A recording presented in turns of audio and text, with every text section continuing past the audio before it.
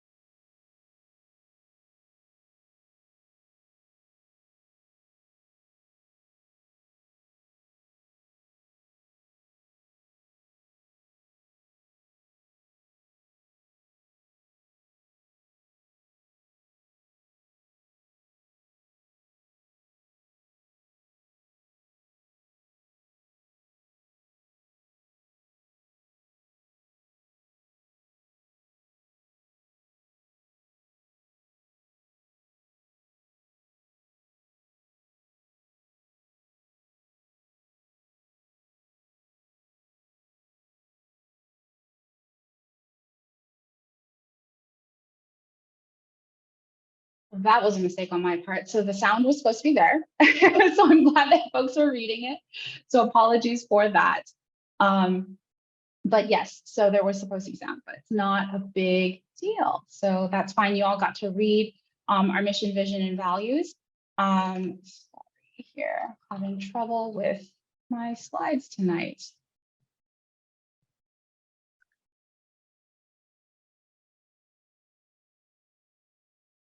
All right. Having gone back to that. Okay, so apologies for the lack of sound there, but we'll go back to the slides here. So if you haven't had the chance to check in yet, please check in. I believe most of y'all should have had the chance to do that. So just to kind of talk through what tonight's event is going to be. So the flow is going to be that we have a panel of 4 Asian Pacific Islander professionals here from various companies and job positions. They all happen to be in tech, but maybe not the more typical areas or careers that you might think of when you think of the tech field. And it's such a big field nowadays, especially in the Bay Area, right? So like, what are the jobs available to you all, right? And I think that these folks kind of can show you like a little bit of that breadth of like what you can do in tech outside of being just an engineer, right? And what does it mean to be just an engineer? And is that all that you can do, right? And so some of our folks are San Jose State alums and some are not. So they actually have a really great breadth of experience in that way too. So they're going to share their career journeys with you all and what type of experiences, workplaces, and job positions have brought them to where they are now, right? Because that is kind of about the journey of a career. A career is a journey. It's not like one stop, one job, right?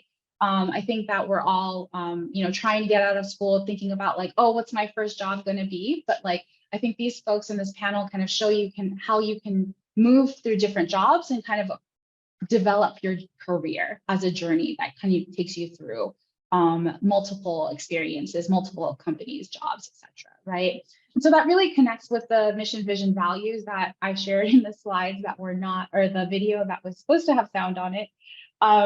But the idea is that CAPUSE wants to help our Asian and Pacific Islander students really kind of develop their skills, both in balanced in their culture, but also in all of those things that you're going to take with you beyond that as well. So that is kind of what the space is tonight. So we'll have about 40-ish minutes with our panelists to kind of share their experiences, hear them in conversation. I'll be moderating those questions. And then we'll have space at the end for a Q&A as well for you to ask questions of them, especially about their stories. So keep those questions. If you drop them in the chat, I'll definitely see them as well. So encourage you to do that. Before we start the event, I want to kind of move us into doing a land acknowledgement, recognizing that as we are in space together here at San Jose State, it's so important to recognize the land that we share and what brings us together, right? And so while we gather at San Jose State University, we are gathered on the ethno-historic tribal territory of the Tamien Ohlone, who are the direct ancestors of the lineages enrolled in the Muecma Ohlone tribe, who were missionized into Mission Santa Clara, San Jose, and Dolores. The land on which San Jose State University is established was and continues to be of significance to the Muecma Ohlone tribe.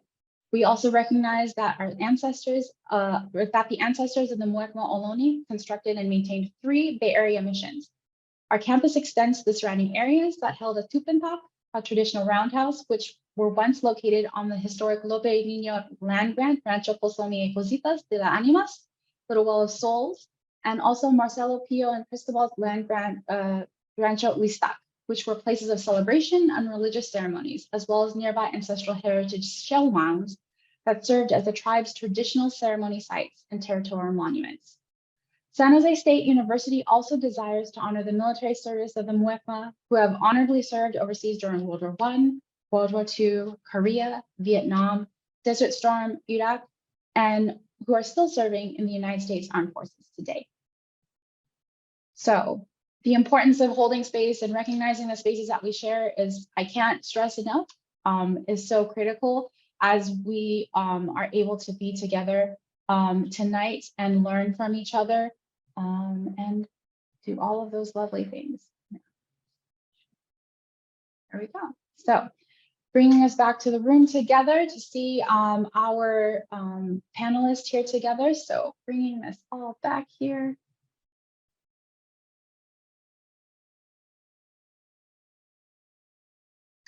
Sorry, having trouble with my computer tonight, which is, of course, going to be the issue.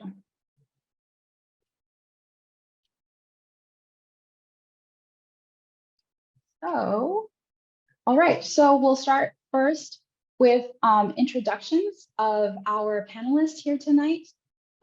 We have 4 folks, and they've got their cameras on, so they're ready to kind of share themselves. So each of our panelists will introduce themselves, sharing their name and pronouns, hometown and ethnic identity, the current job and company that they have, and also what they do in their current position, right? Because a lot of these positions, like we see the titles, and titles can change based on company and they transfer. And so like, how do we understand what people do, right? And how people have created their journeys and where they're currently at so that we can understand their career journey as we hear their stories. So I'll leave it to the panelists. Whoever would like to unmute and share first, welcome back. I can go first. Hey everybody, thanks Ginny. So hi, my name is Victor Pang. My pronouns are he, him, his. I was born and raised in San Jose. I am Chinese American. My parents are originally from Singapore. I currently work at TD SYNNEX, and TD SYNNEX is a leading distributor and solutions aggregator for the IT ecosystem. I am a senior sales manager in the Western region of our integration solutions group. I manage a team of 15 sales reps and responsible for the growth of our system integration business. We sell into customers that consist of system integrators, OEMs, contract manufacturers, and value-added resellers. Currently, I am also the community outreach co-chair for RISE, which is TD SYNNEX's Asian Pacific Islander Business Resource Group. So the mission of RISE is to celebrate and increase understanding of the diverse Asian and Pacific Islander cultures, cultivate allyship among coworkers and peers, and promote personal and professional growth, resources to foster equity for API coworkers and TD Synex. And then as a community outreach co-chair, I lead community relations involvement and also events and sponsorships with community organizations that support the API community. So I want to thank very much to Ginny for hosting this API career panel. I'm grateful to have the opportunity to speak on here.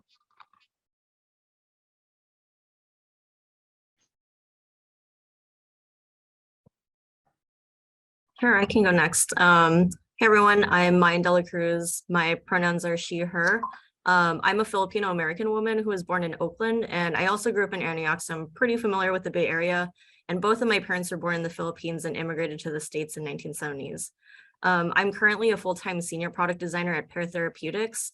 I'm also a part-time design consultant with Girls Make Games and a freelance graphic designer that runs a small arts and craft business.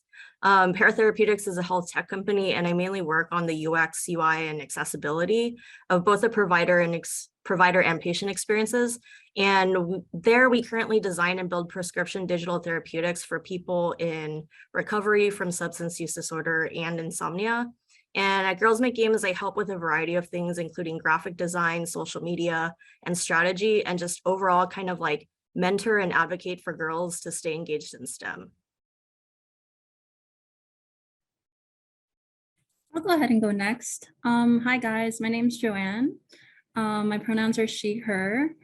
My hometown is San Jose. I've grown up here all my life, and ethnic identity, my mom's Japanese, Chinese, and Filipino. Mainly Filipino. She grew up in the Philippines and then immigrated here. And then my dad is African American and British. So I'm pretty much everything, almost everything. My current job title is I'm a community partnerships marketing manager at Meta. And Meta is the umbrella company essentially for Facebook, Instagram, WhatsApp, Oculus.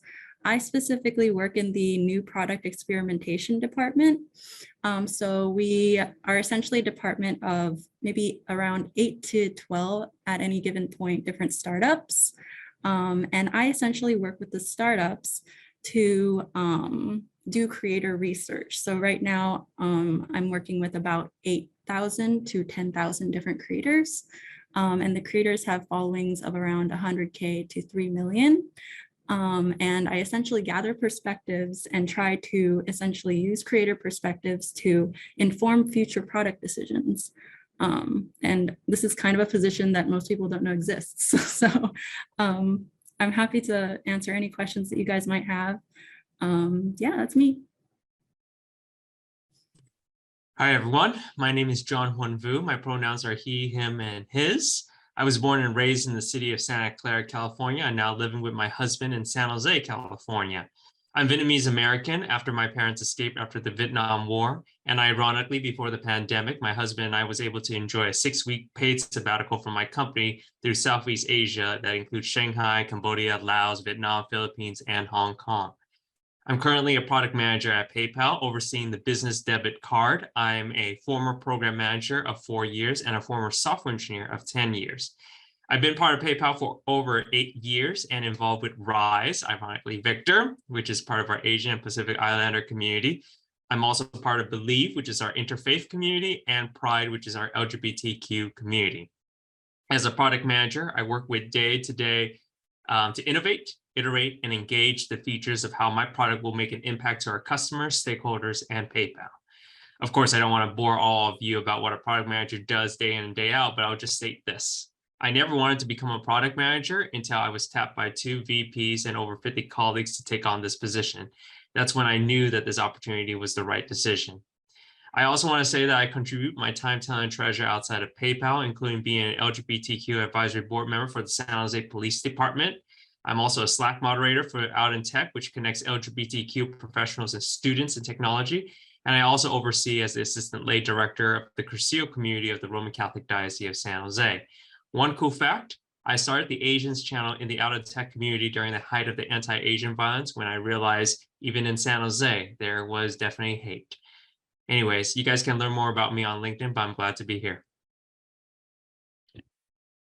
Great. Thank you so much this is our panel. Got them all pinned, so we're making sure that they're getting recorded. But yeah, this is an amazing panel. So you all are in for a treat to kind of hear from these folks and hear from their experiences. So I guess the first question to ask our panelists is, how did it all start, right? So what were your majors and minors in college? How did you go about figuring out what that major or like what career you wanted to pursue? And like, how did you do it? Like, where was your guidance or where did you find support when you were kind of just still, pre your careers now? Anyone can feel free to unmute and share. We can just, it's a conversation. Go ahead, Megan. Oh, I was like, I mean, if you have the answer, but I was gonna say, I mean, I can talk about it because I actually had it, I feel like relatively easy when I hear people talk about their career journeys. So I double majored in graphic design, which I think is now called visual communications, where I went to school. And I also majored in music theory and history, and I ended up minoring in Chinese while I was at it, but I don't really remember much about that. And I had the easy way out because I basically had music most of my life, got hand-me-down violin in like 3rd grade. So stuck with that, grew with that. And I grew up in a pretty creative household that valued both art and music. So it was something pretty natural. I'm usually one of the few people that people come across in career talks where I still do generally what I went to school for. And so I actually didn't have a ton of guidance. My parents actually didn't want me taking art classes when I was in high school because they were like, it's a waste of time. We can teach you at home. And so that was actually something that I kind of did on my own because I actually wanted to drop music as a major and focus on design. But my parents ironically thought music would make me more money than design, which I didn't believe. So I kind of stuck with design. I feel like, oh, sorry, John, were you? No, Joanne, go ahead, then I'll go after you.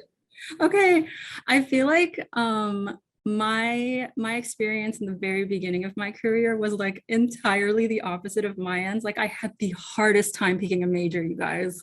I spent 8 years in school because I shuffled through a whole bunch of different majors. I was undecided for the longest time. Because I didn't know what I wanted to do so much in the beginning, I was thinking I shouldn't spend so much money. So I actually left SJSU. I went to community college, and then when I figured out I wanted to do marketing, which is what I ended up majoring in later, I went back to SJSU and then graduated from SJSU. So my road was really, really bumpy and untraditional. But I feel like that is partially what helped me discover myself, because I kept trying to figure out what I genuinely wanted to do. I went through chef, writer, I went through doctor, I went through pretty much all everything you can possibly think of. And when I ended up at marketing, I knew it was 100% for me. So I guess my only piece of advice there, or what worked for me, was to stick with it until you genuinely feel as if it's right for you. I'm done. So I'm not one of the San Jose State University's alums, but you might have heard of Cal Poly, where they require you to declare a major before you came in. So I was in that difficult position as a high school student who had to choose that.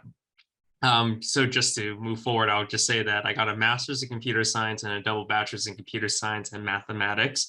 I used to make that joke, but I'm trying not to do it so often, but just take it with jest that I'm saying I'm a stereotypical Asian. But I think it was just the fact that it was a great opportunity to actually major in those two. By the way, if any of you think mathematics was easy to major in, I would take computer science over that any day. When I had to prove how 1 + 1 = 2, that was not a fun day at all. But regardless, I will say this. When you're young, it is not very, very easy at all. So what Joanne mentioned, I can totally see resonates with a lot of mentees I talk to also. I will say at the end of the day, I chose computer science because it was very cool that I had a computer science class. But it also gave me opportunities because I got to talk to people too.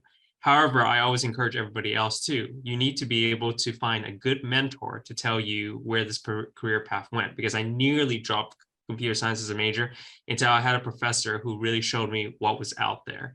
And that really helped me pivot in my career. And now I'm very, very blessed to have been a software engineer for over 10 years. Victor? Thanks, John. Hey, so yeah, I think for me, I ended up doing, I got a degree in business administration with concentrations in MIS and finance, right? I think, I really didn't, when I went to college, I wasn't 100% sure either, right? I didn't know what to do. In fact, I started off in computer science as well too, but I just, I felt like, it wasn't for me. So I spoke to some people, and then, kind of based off of my experiences too, I had part-time jobs as like customer facing jobs in retail before. And so, I feel, really comfortable, kind of in that business world, right? So, I changed it to business administration, and then, I really, I enjoy it. I've been at my current position for 19 years now. So, it's actually a long time. So yeah, I'm glad I made that switch. So yeah, I would just say, like, just, feel it out. I think everyone, I don't think knows 100% what they want to do, right? I think, feel it out, kind of see what you feel that is right for you, right? And I think everything will work out. Another thing is, to add on to what Victor mentioned, I chose marketing because I was an insane fan of K-pop back then. And I did not realize like that all of the promotion I did for my favorite group was actually essentially grassroots marketing. So like I would like follow my favorite group to Japan and like promote them and make merch and all of that. And all of that ended up adding to my experience to eventually get hired as a marketing coordinator later on in my career. So I guess just see what you gravitate towards naturally and apply that to the eventual career that you choose. Joanne, I think you just did something beautiful and kind of triangulating something that I heard in all of your stories that you shared just now, is that like your personal interests really attributed to how you kind of grew in your majors and explorations, right? Even John, like I hear, the mentorship and finding mentorship through your major and like finding those folks who kind of helped guide you, right? And so, Victor and Maya, I hear like, the things that you did outside, kind of how that kind of grew into the majors that you explored, or maybe didn't explore, right, with the music theory mind. So I think that that's really beautiful to think about, right? Like, how do we pull in, how do we bring in those things that we also enjoy? They don't have to be our job, right? But they can help kind of help us on the way to find that trajectory. So yeah, so based on that, like having said all that, like I kind of want to hear, you all talked a little bit about challenges, right? Like in terms of like figuring out your major, some of y'all, or like the steep climb of having to declare your major in high school, right, John? And then like figure out how that worked when you're going through college. What were some of those challenges or obstacles that you had to overcome maybe when starting your career, that first job maybe? And how did you overcome them, or how did you kind of see your way through them? I'll share my journey. And again, I always love when I have mentees who say, John, if you can talk to your younger self, what would you say? So this is not only on, this answer will help you professionally and personally, which is try to get to know yourself as much as possible. And what I mean by that is that you're in college, you're trying to figure out who you are, figure out your career and so on. But if you truly understand who you are, especially maybe issues from childhood that's affecting your life, it will empower you not only personally, but professionally too. So it's ironic. For those who don't know, Ginny and I went to high school, and I would always say the person I am now is very different from the way I'm in high school, because I'm much more happier, I'm much more confident, and it's because I worked a lot on myself. Because when you get to that level, you will succeed in your career. And what I mean by that is that you have the ability to stand up for what you believe in on your work, whatever it might be. You're able to communicate better. And at the end of the day, you'll be much happier. I will just say that try to think of all the opposite of that. And that's the stuff I struggled in my early career, which is I didn't have confidence. I said stuff that was very stupid. And I didn't really ask myself, why was I saying stuff like that and so on. Yeah, John, like I was the same way. Like I think like what my first job, like I didn't have confidence, right? I came out, I was like, just fresh out of college and my first sales job. Ran into a lot of obstacles. I had to do cold calls, dealt with a lot of rejection. It was discouraging, right? I think first couple of months I was close to quitting pretty much. But then I think what I would remember thinking to myself is like, if I quit now, like I probably will run into kind of the same situation and obstacles if I go to another job, right? So I kind of stuck it out. I think one of the key things is just to pretty much like deal with the adversity, right? And then stick it out. I think if you really feel like you want to do something, stick it out. And then I think what the things that are most important, right? I think is perspective and mindset. I think if you run into difficult situations, yeah, things will be tough. I think the easiest route is probably just to give up and do something else. But I think if once you overcome the obstacle, it kind of becomes addicting, right? Like you feel you experience the success, and then after that you want more of that. So I think yeah, I think it's given that you'll run into obstacles, but just tough it out, stick with it, and then you'll do fine, do great. Yeah, I guess I feel like I'm always, hopefully we'll all align at some point, but I feel like I'm a little bit opposite to, like, I agree, like everything Victor and John said, like absolutely true. And like, I end up learning it. And I think for me, I think to add on to that, it's, also staying humble. So it's like, my first job was actually as a graphic designer. So when I was in high school, I took work study as a period, and I worked at the local newspaper in Brentwood as a graphic designer. And doing that and being on top of the class and being head of orchestra, it builds a lot of confidence, even if there are other things going on. But then, getting to college and coming from your top 10% of high school and then getting to college and then you're not top 10% anymore is very humbling, but it can also be super distracting, right? It's just like, well, what happened? How come I can't get the job anymore? I had this job in high school, all of that. So I think sometimes, there are some challenges like that where I have had to swallow my pride, and I've definitely been humbled over the years. And I think that's equally important. But definitely, I think it goes to John's point about learning about yourself. And, what would you tell, younger self? So I also tell my mentees, I'm just write a letter to yourself, your younger self, or even your future self, right? Talk about the challenges and think about what would you tell someone else, right? Yeah, and as for me, when it comes to challenges and obstacles I had to overcome when I started my career, essentially an entire just lack of a network. I didn't know anybody in business. My entire family was in medicine and overseas. So most of my family is in the Philippines. And so I essentially just had to start from zero with with barely any resources and not much of a network.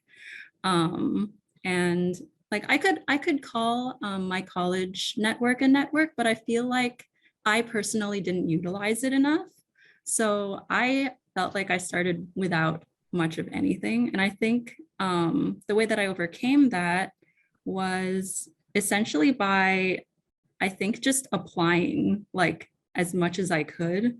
And I think my mentality also back then kind of held me back a bit, because I didn't truly believe that I would eventually get there.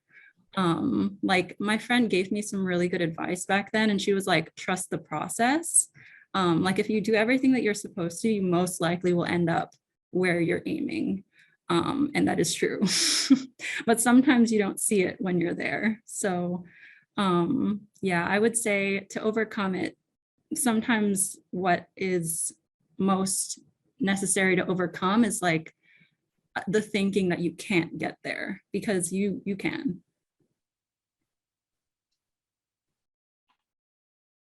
I love that you shared that, Joanne, the piece about trusting the process and you'll get where you're supposed to be. And I think that's key too, because sometimes where we're supposed to be is not necessarily where we think we want to be or where we're expecting to be, right? So it's that process, and going back to the journey piece, right? It's a journey. We don't know necessarily where we're going to end. We have an idea, but maybe life, maybe our careers will take us in a different way, right?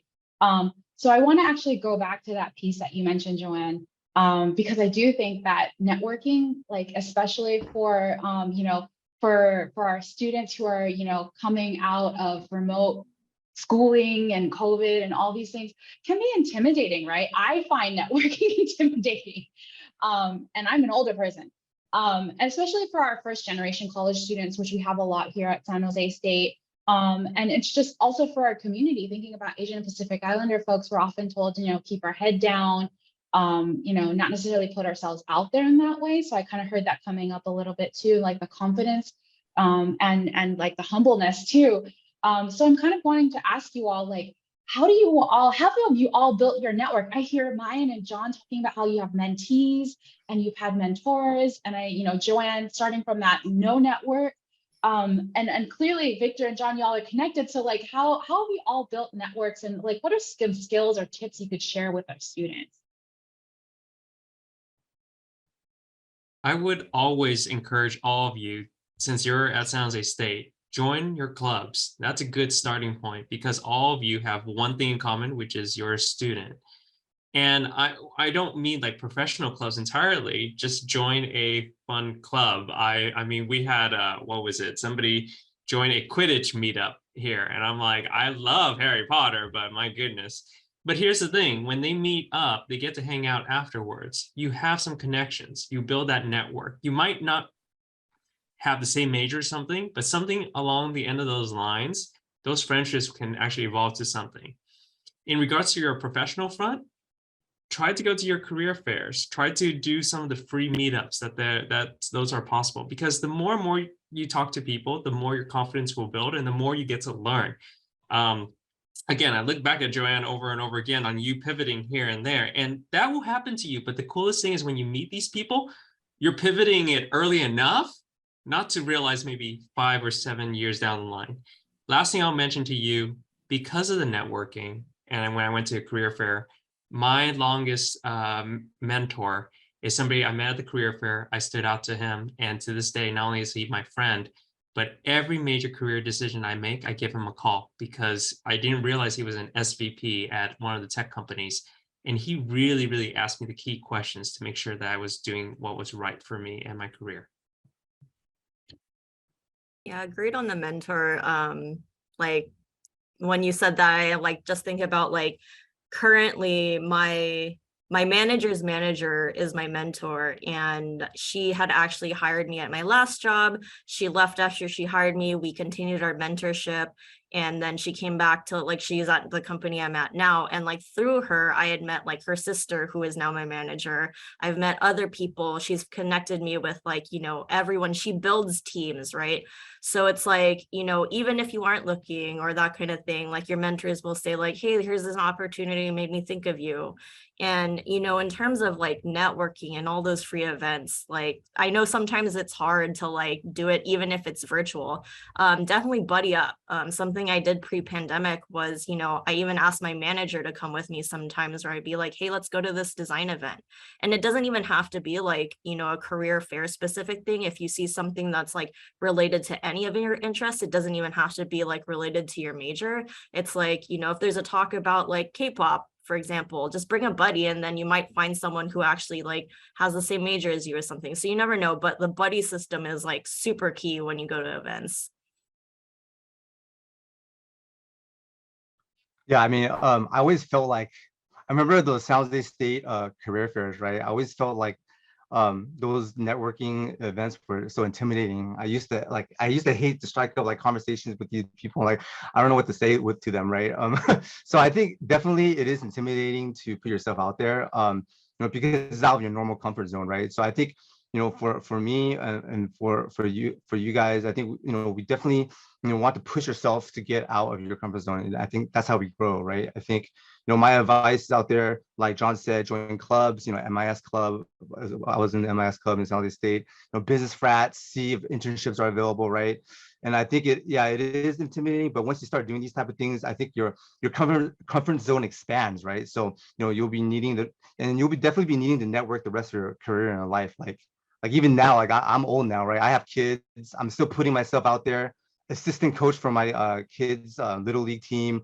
I'm the den leader for my kids' Cub Scouts den, being a mentor at work. And then just this past year, I joined the API Business Resource Group right at work. So I think, just constantly putting yourself out there. Like, I mean, I never played in an official league. I never was in the Cub Scouts, right? So I'm definitely out of my comfort zone there. So, I still did it, just for the kids and for just to, get out there and meet people, right? So I think, you'll be doing that for the rest of your life.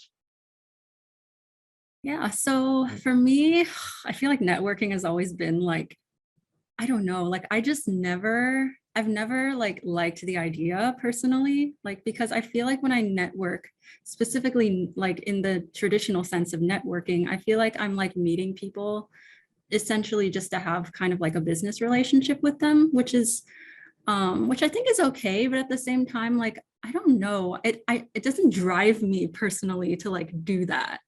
So I feel like if I had to like describe how I networked, I wouldn't really call it networking. I kind of just like immersed myself in things that I liked, and I ended up meeting people who had the same interests as me.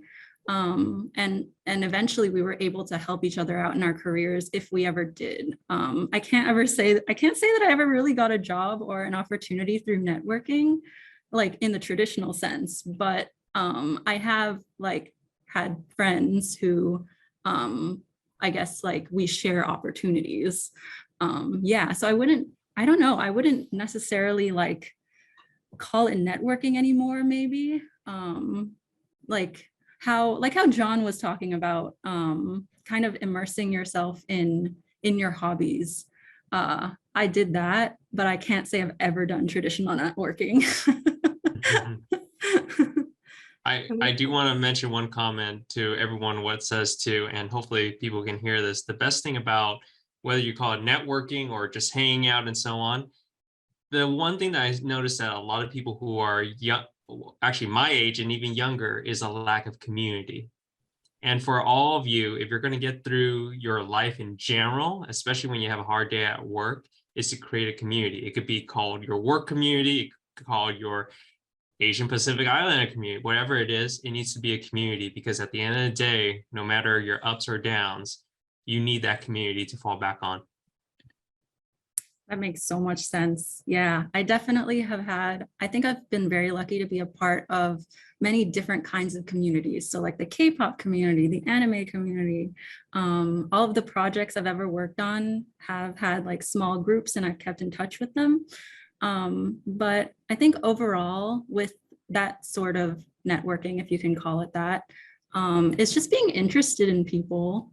And like being interested in where your colleagues come from and their lives and their days and all of that, I think can bring you closer together in general with humans.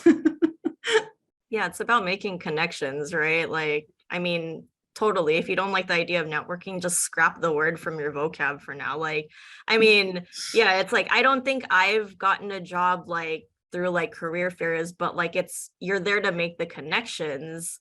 And it's, it's the same thing. If you're not comfortable, you can start small by like doing something online as well, where, I've thought about where like, I like Twitter. Twitter is probably my like social media, like choice, right? I'm on it like almost 24/7. And I can say I have like made friends through Twitter where, through crafting or whatever, I follow people, we start engaging with each other, we talk, just respond like, oh, hey, that's a really cool like crochet thing. And after a while, like if you're making like these like mutual like follows on Twitter, like I had one person where she was a famous, like at least in the community, like a crafter, and I ended up doing like her wedding favors like a couple years later. So I think that kind of networking also helps, because the more you like connect with people, like be yourself, and then they'll remember you through something. And like, as soon as something reminds you of them, they'll be like, hey, I saw this thing pop up. You know, it might be something you're interested in, and it could be an opportunity, right? Yeah, I love that note that you all kind of hit on, is like networking. Networking is intimidating because we get hooked on the word networking, right? It's really just about connecting to people. Yeah, I appreciate that. And also just a little plug, like I know some of these folks, like I know Mayan and Joanne from like a volunteer net community that I'm a part of, right? So it's like I volunteered my time outside of my job, and that's how I'm connected to them. And that's my network, right? They're a part of my network. So thinking about like other ways in which you can like invest your time too. This really brings me to like this beautiful, like, as you all kind of talk about, let's like get rid of the word networking. Let's just be our authentic selves and how we connect with people. Thinking about like how like we all have unique perspectives that come from our cultural identities and the other identities that we hold, right? So how do you bring your own unique perspective to your company and how you do your work, right? Recognizing that sometimes we talk a lot about authenticity in the workplace and how do we bring our whole selves, right? I think that's a conversation that's really like important nowadays. How do you all do it? What do you bring?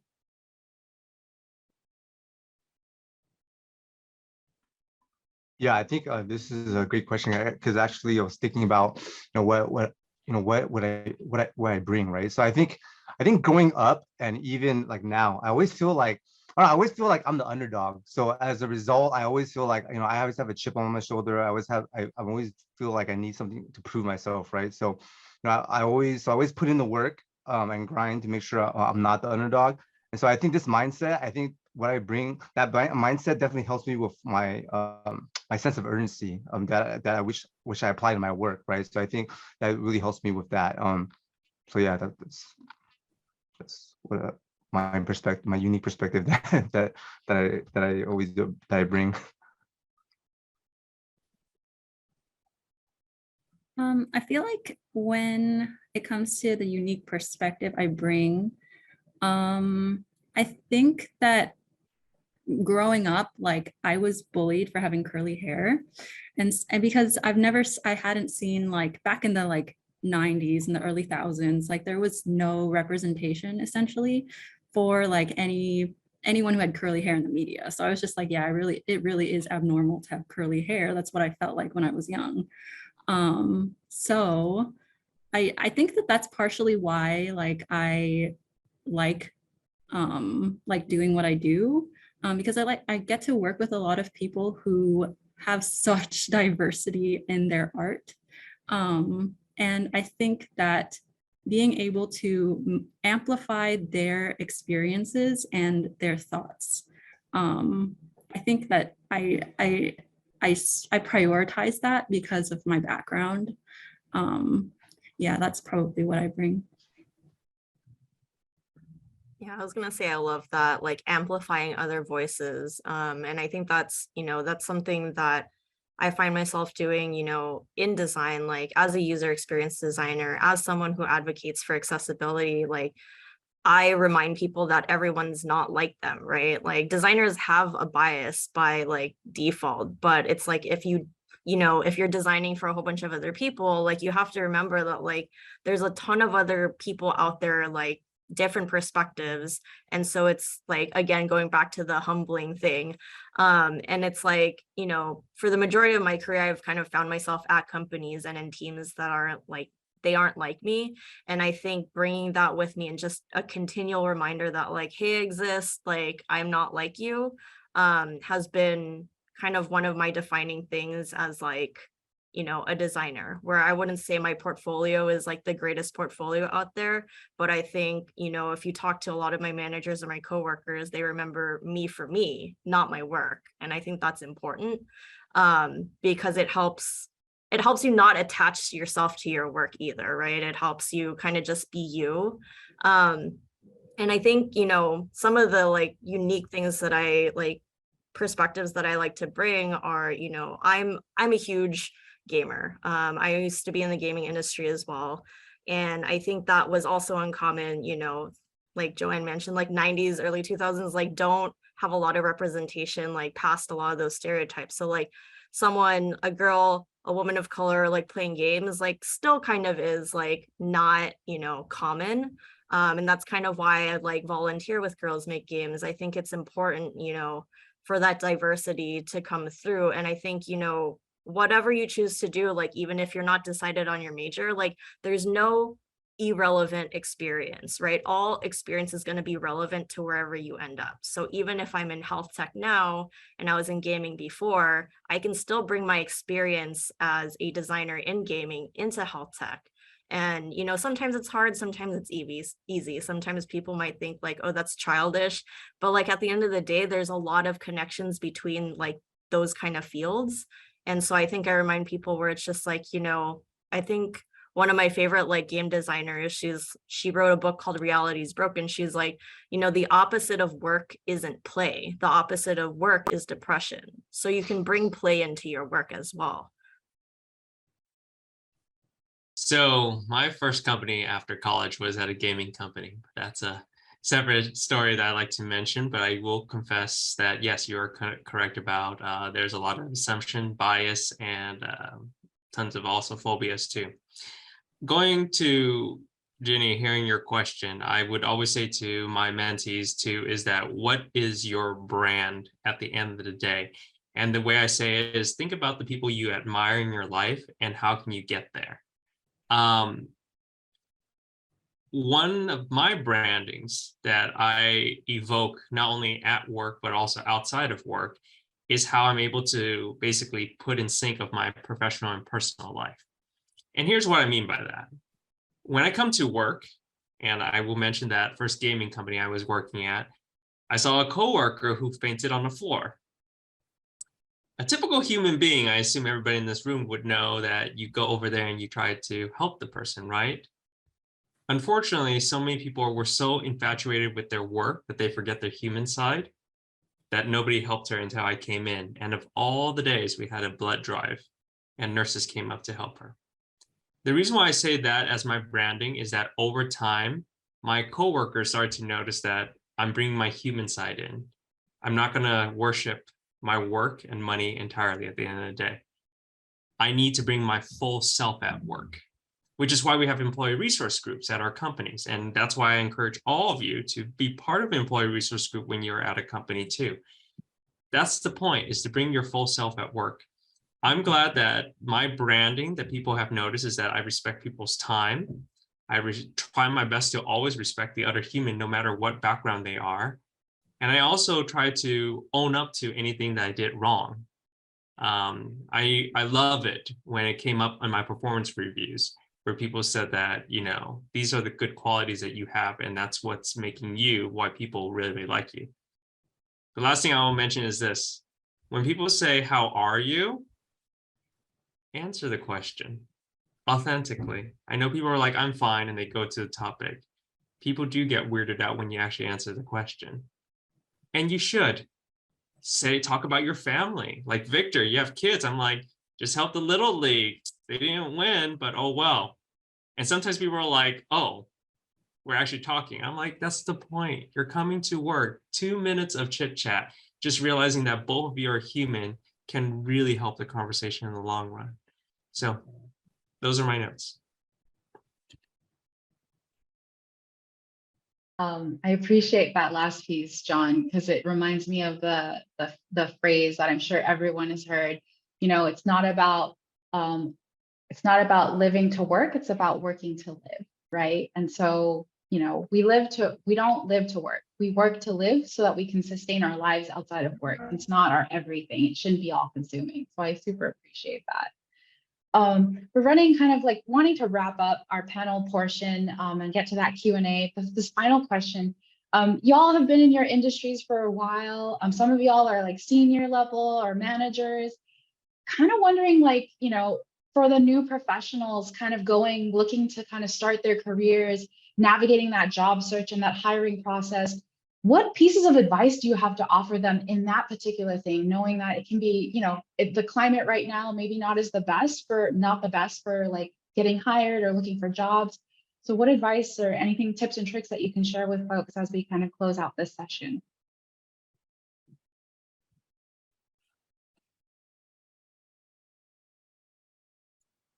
I mean, like, I guess like in that whole process, we've talked about like authenticity and like being human. I think the important part is like, even if you don't know what job you want to dive into, or like, even if you're still kind of figuring out your major or experimenting, I think something that you can do is, list your values and like what you're looking for. You don't have to list out your dream companies or your dream titles. It's really about your values. And something I've learned over the years is, when I do look for a new job, it's not about the company necessarily, but it's like, what are their values? Are they ethical? Like, does the team like jive well? Like, is my manager going to listen to me? Like, believe me if I'm sick? And like, do I have to provide a doctor's note? That kind of thing. So listing your values will, one, help you also find a community if you haven't found one yet. And then also help drive you towards like, the recruiters that are more human as well, not the ones that are like templated or whatever, the ones that actually read your resume and, pick out the like personalized ones, right? Like I only respond to recruiters that are like pulling stuff off you can't find on my LinkedIn. I think that's important because like they want to make that connection. And so that's, I think listing your values is super, super important. And, will also help you ask like meaningful questions in interviews as well, right? Like, I get a lot of weird looks when I like ask recruiters or, ask hiring managers about what their, diversity, stats are, or, like, are they ethical? Like where do they rank ethical, like design? Where do they rank accessibility? And even if it lands me a rejection, it kind of says something about the company. So I would say that's like my top advice is to like first list your values and like know your worth based off of that. I 100% love that, Maya. And like that's so important. Like I feel like the values of the eventual company that you work at, yeah, like I just 100% that behind that. And I guess another piece of advice I'd have is like job searching is really hard. Like it's so stressful. And like if you have to take a break, like take a break, like if you can only do like a little bit per day, like congratulate yourself for what you have done and just take a break. Like you don't have to find like, you don't have to do like, it's like good to challenge yourself, but at the same time, like respect your own like boundaries in terms of like where, like how much you can do per day, because it's just really difficult. And another thing I have is talk to someone who no longer works at the company and see what they have to say about it. I feel like if I had done that in the past, it would have saved me a lot of grief.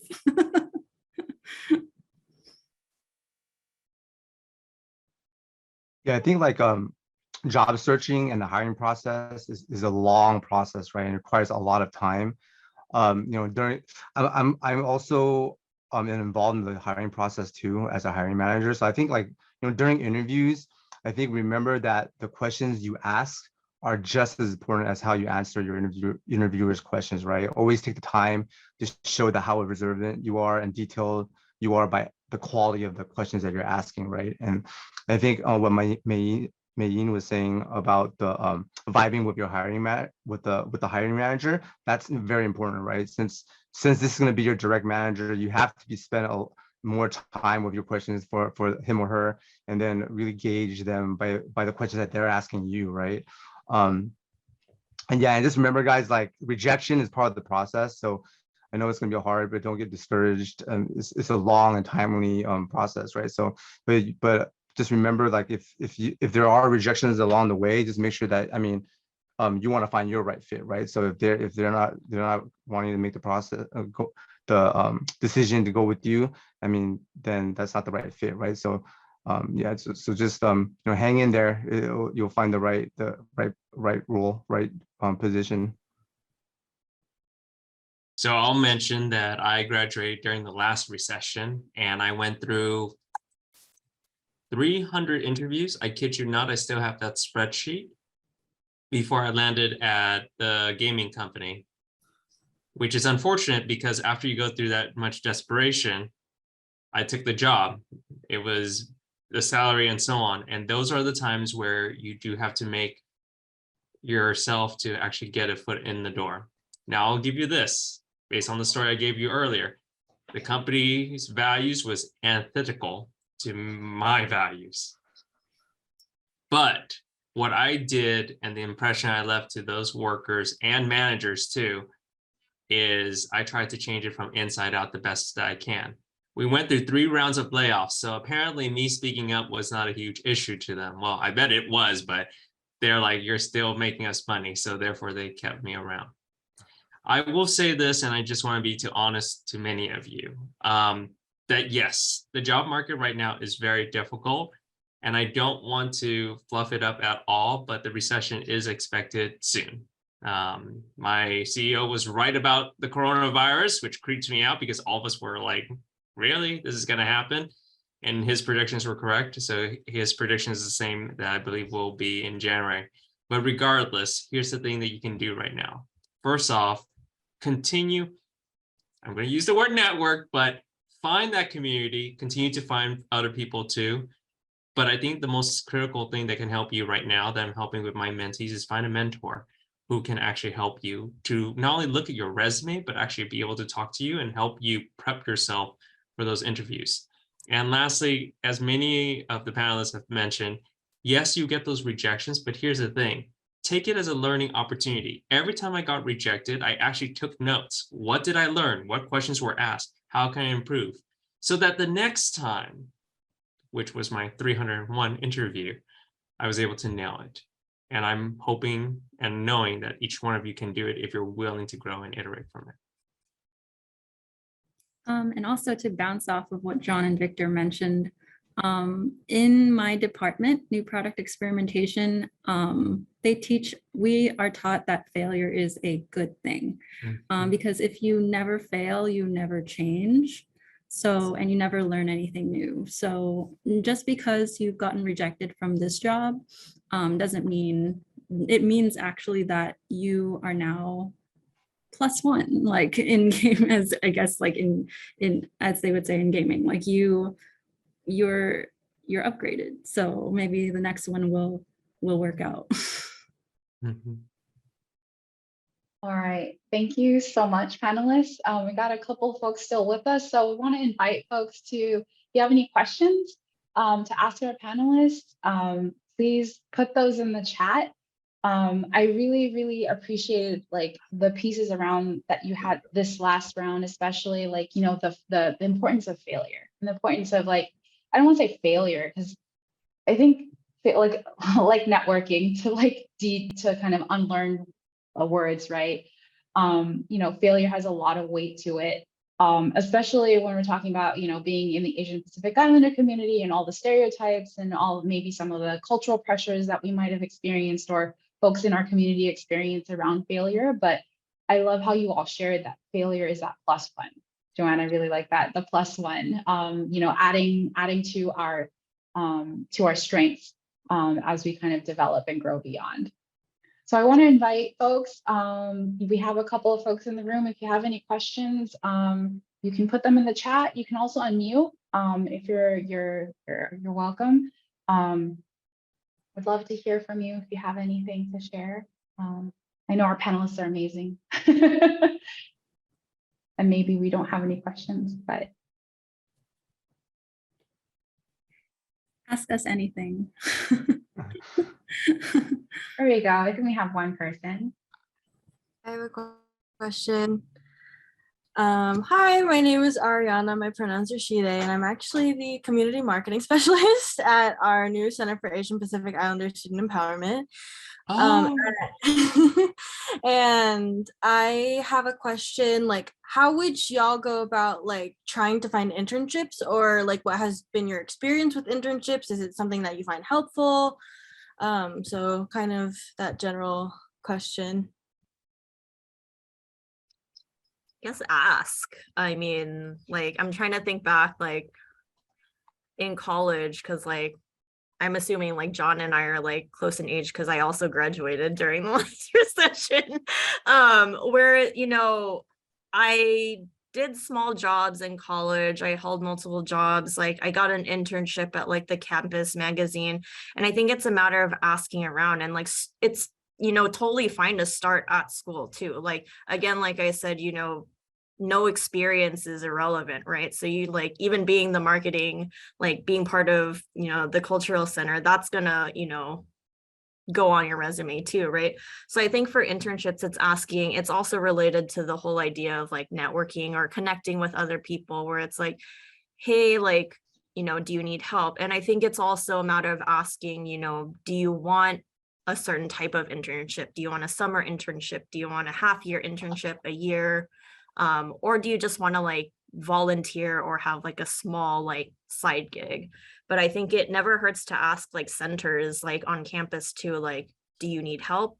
Or, do you know anyone who needs help? Like, for example, I was the first student graphic designer at my school's film, television, and theater department, because I was like, hey, I'm here all the time because I have to go to orchestra. And like, I had noticed like someone walking by and just like asked, like, do you guys need help with like designing posters? And that turned into a small job.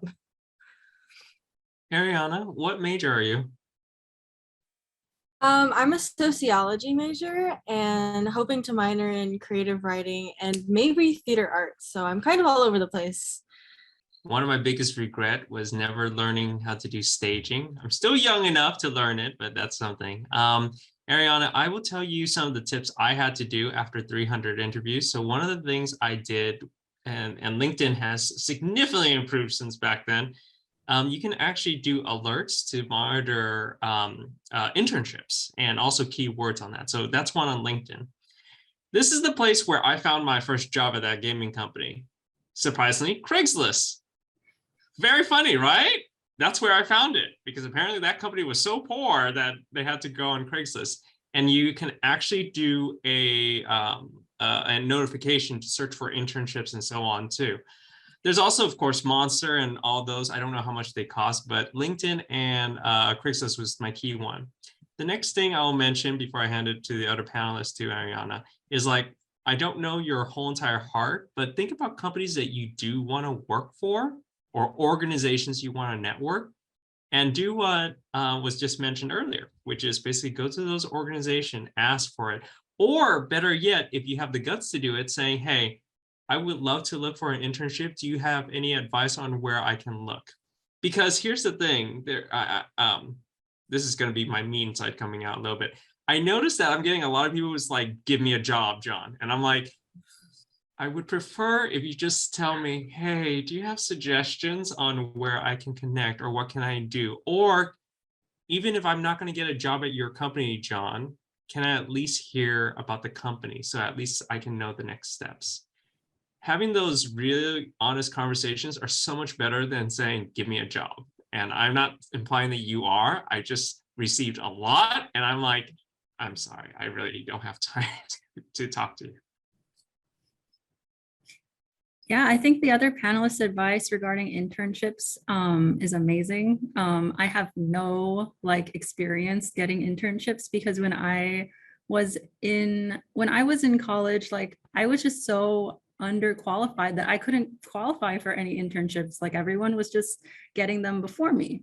So instead, what I did was I kind of created my own work experience. I essentially like involved myself in organizations that were volunteer. So usually volunteer organizations are always looking for help of some sort. So if you can potentially volunteer before you dive into internships, if you find you're not getting any, that's I think what helped me a lot in the beginning of my career, is just volunteering. And I find that volunteer organizations also have like very, oh God, what's the word? I'm like blanking. They have very like elaborate roles. So sometimes you can be volunteer, but you can be like a director of marketing. And that will help you out like a lot. Hey, Ariana, do you ever use Blind Professional Network? No. Yeah, so John was talking about using LinkedIn, right? So Blind is actually a really good one too, where it's kind of like LinkedIn, but everyone's anonymous, right? So you'll find a lot of like truthful answers on there. And if you search internships, they'll give you some information about certain internships too. But that's a general really good information, not just for internships to find out about internships, but about overall jobs, and you get a lot of truthful information from people that are posting about their jobs, but everyone's anonymous. Ariana, we just keep in mind, the thing I like about Blind, Victor, is I get all the work gossip too. And I'm just like, oh my goodness. Like, I don't want to hear that, right? Yeah. Yeah. Yeah. So you're basically telling me that Blind is the Rate My Professor of the workplace? It's you would actually, I'm not surprised there's San Jose State. It'll be like, this woman's bathroom in this building smells horrible. Do you guys think that person's peed in here? There are stuff like that. So yeah, I would just be cautious about using Blind. It will lead you to a rabbit hole. Just bear that in mind. You have to keep your filters up. Interesting. I would be remiss to not say you should check in with the Career Center at San Jose State. There are a lot of internship opportunities that you can get through there. Sign yourself up for Handshake if you haven't yet. Going back to some of the things that have been shared, like Mayan, those on-campus jobs, a lot of our on-campus jobs are on Handshake, as well as checking out the social media for a lot of our departments on campus, right?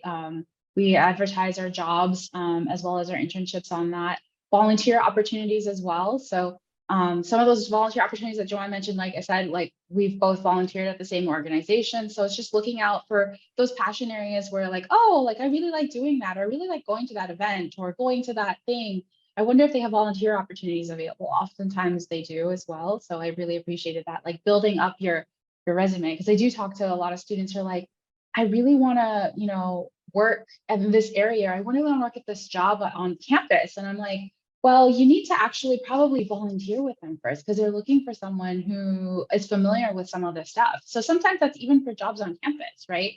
Where it's like, if you have a little bit of volunteer experience, you can show that, you can do the XYZ task, or that you're familiar with something that they need familiarity with, right? So just want to plug our on-campus resources here as well. Do we have any other questions or anything else that folks would like to ask? I have a little bit of time left.